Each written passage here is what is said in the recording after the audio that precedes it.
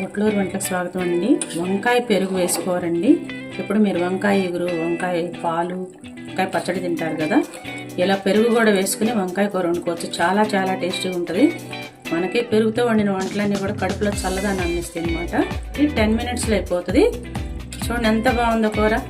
Super super ఉందండి taste. వంకాయలు ఇలా ముందుగా కట్ చేసుకుని మనము ఉప్పు నీళ్ళలో వేసుకోవాలి. పెరుగులు ఎప్పుడైనా బాగా ఉడికిపోతాయి అనమాట. ఇలా కూడా మనం మరీ చిన్న ముక్కలు కట్ చేసుకోవడం లేదు. ఇలా కట్ చేసుకుంటే సరిపోద్ది. పెద్దవైతే ఇంకొంచెం 2 చీలికలు చేసుకుంటే సరిపోతుంది. అన్నీ కూడా ఇలా కట్ చేసుకుని ఉప్పు నీళ్ళలో వేసుకోవాలి.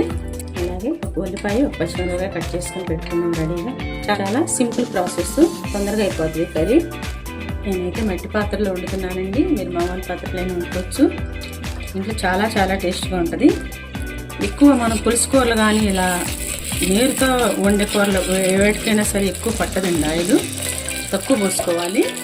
తాలింపు దినుసులు వేగటానికి వేసుకుంటే సరిపోతుంది. శనగపప్పు ఇవి అయిపోయినా పర్వాలేదు, కొంచెం మినపప్పు వేస్తున్నాను. అలాగే ఒక 1/2 స్పూను ఆవాలు, కొంచెం జీలకర్ర అండి, కాస్తంత పసుపు, ఒక్క ఎండుమిరపకాయ వేస్తున్నాను. కొంచెం ఎర్రగా వంచి తాలింపుని కరివేపాకు కూడా వేసుకుందాము.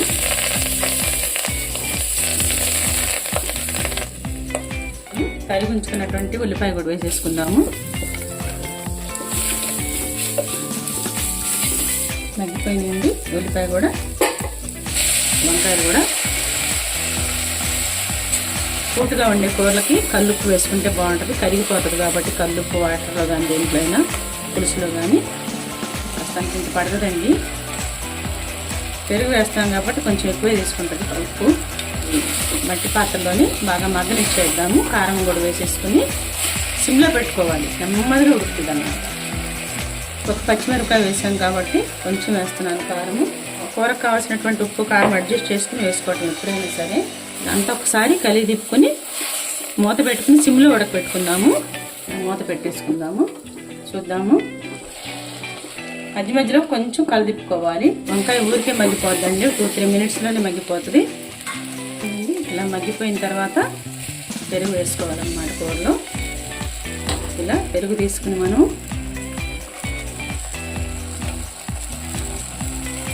కదిలించాల్సిన అవసరం కూడా లేదండి. అదే కరిగిపోయి కలిసిపోతుంది పెరుగు.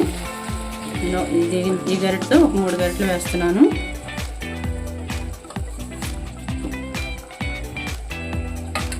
మళ్ళీ మూత పెట్టి మగ్గ పెట్టేసుకుందాము. కొంచెం మూత తీసి కొంచెం ఇలా కలుపుకోవాలి అడుగంటకుండా. మళ్ళీ మూత పెట్టేసుకుందాము. చూడండి ఎంత చక్కగా ఉడుకుతుందో. అడుగు కూడా అంటదండి. ఎంత బాగుందో చూడండి కూర.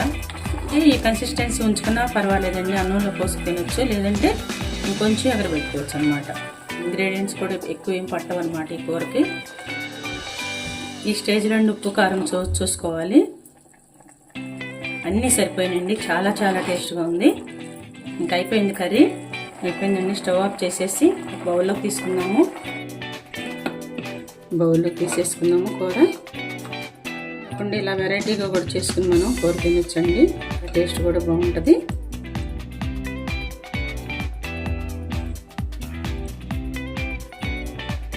కొంచెం కొత్తిమీర వేసుకుందాము.